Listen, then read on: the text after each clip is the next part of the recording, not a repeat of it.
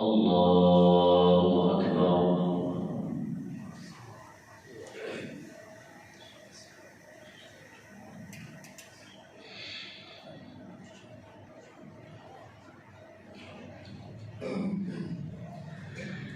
الحمد لله رب العالمين الرحمن الرحيم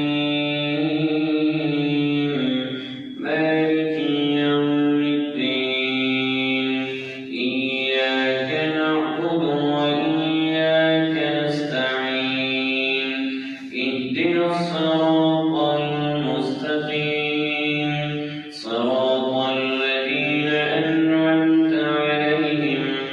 غير المغضوب عليهم ولا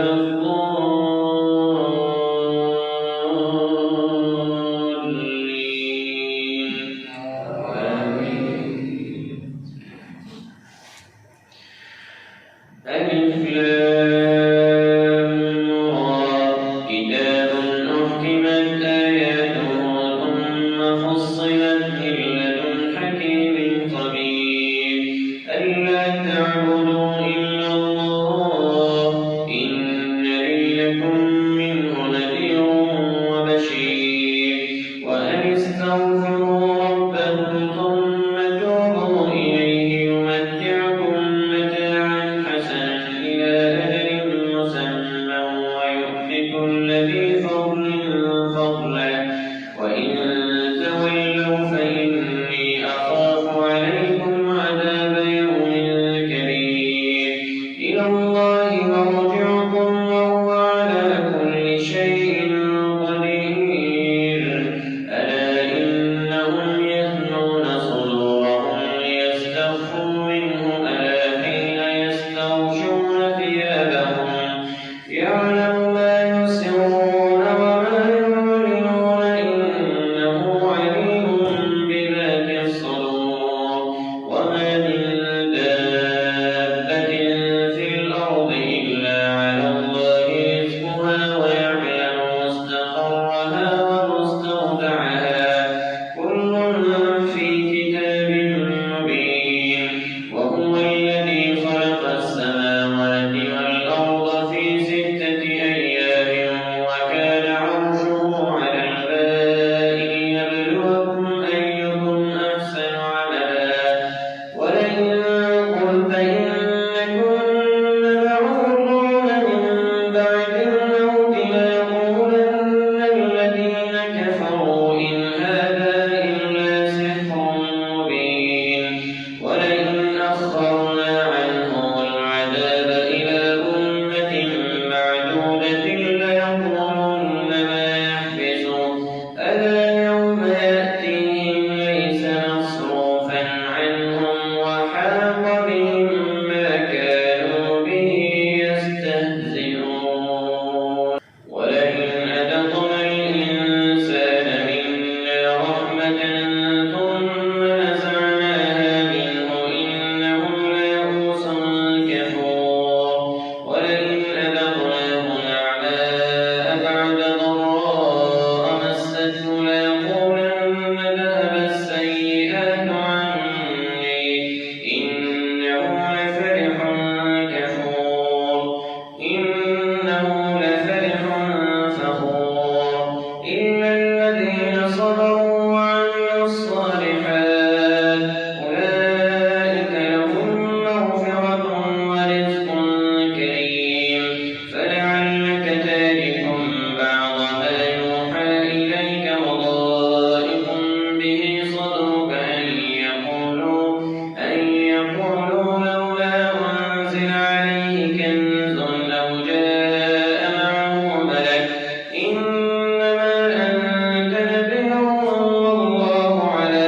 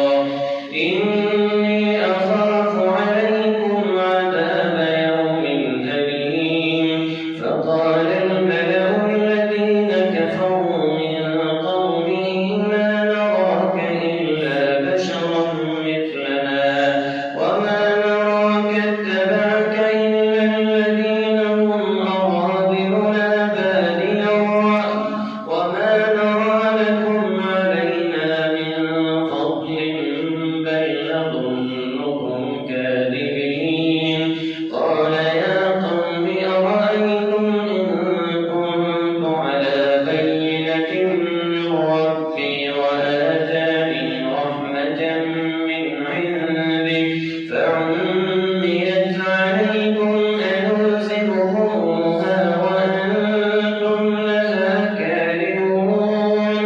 ويا قوم ما أسألكم عليه مالا إن أجري إلا على الله وما أنا بطارد الذين آمنوا إنهم ملاقو ربهم ولكني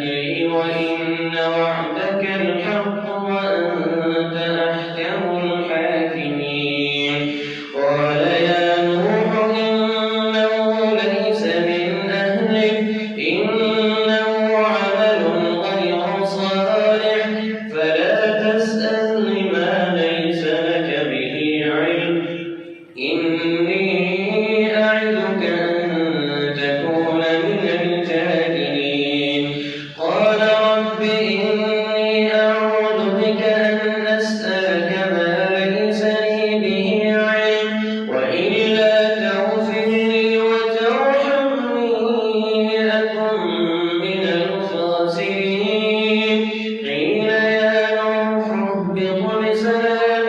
منا وبركات عليك وعلى ممن معك. قال سنمتعهم. قيل يا نوح اهبط بسلام منا وبركات عليك وعلى ممن معك وأمم سنمتعهم ثم يمسهم منا عذاب أليم. تلك من أنباء الغيب نوحيها إليك ما كنت تعلمها أنت ولا قومك من قبل هذا فاصبر إن العاقبة للمتقين. وإلى عاد أخاهم هودا قال يا قوم اعبدوا الله ما لكم من إله غيره إن أنتم إلا مفترون. يا قوم لا أسألكم عليه أجرا إن أجري إلا على الذي فطرني أفلا تعقلون. ويا قوم استغفروا ربكم ثم توبوا إليه يرسل السماء عليكم مدرارا